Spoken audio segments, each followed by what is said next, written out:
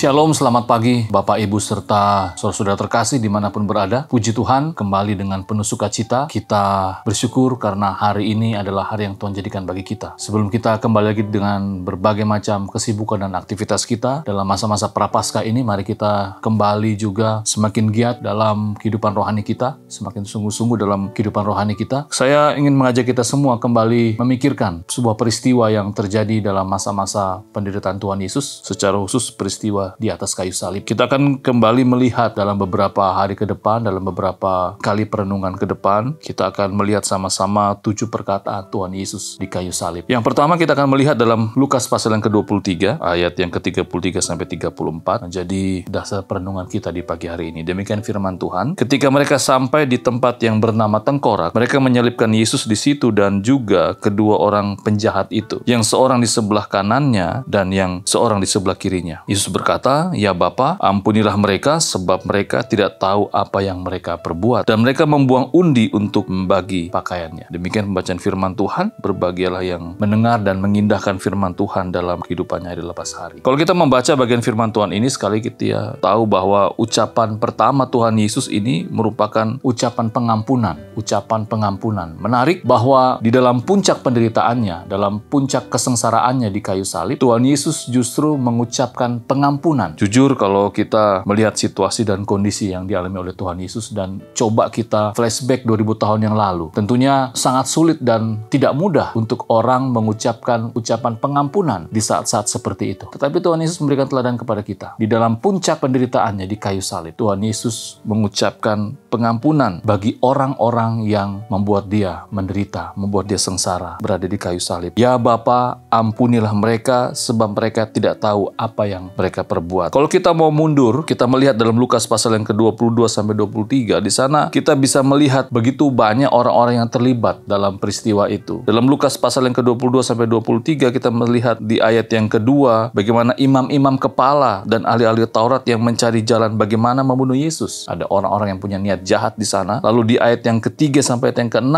bagaimana Yudas Iskariot yang mengkhianati Yesus dengan 30 keping perak. Ada pengkhianatan di sana. Ayat 24 sampai 38, bagaimana pertengkaran sesama murid di dalam perjamuan malam. Ini adalah sikap yang sekali lagi tidak menghargai Tuhan Yesus. Ayat 39 sampai 46 juga ada masa bodoh dan cuek. Ini peristiwa di Taman Getsemani, bagaimana para murid tidak peka melihat penderitaan, melihat situasi kondisi yang dihadapi oleh Yesus. Bahkan di ayat yang ke-47 sampai 53 ada kemunafikan di sana. Bagaimana untuk terakhir kali dengan Yudas Iskariot yang menyerahkan dia dengan ciuman dan perlakuan imam-imam kepada pengawal bait Allah, serta tua-tua kepada Yesus dianggap sebagai seorang penyamun. Bagaimana juga kisah tentang Petrus yang menyangkal Tuhan Yesus. Bagaimana juga peristiwa bagaimana Yesus difitnah dengan tuduhan-tuduhan palsu dan diperlakukan tidak adil dan banyak situasi-situasi yang lain. Tetapi Yesus memberikan pelajaran bagi kita dalam masa-masa Prapaskah seperti ini. Bagaimana Tuhan Yesus mengajarkan kepada kita bahwa tidak ada hal yang tidak bisa diampuni. Sekali lagi, tidak ada hal yang tidak bisa diampuni.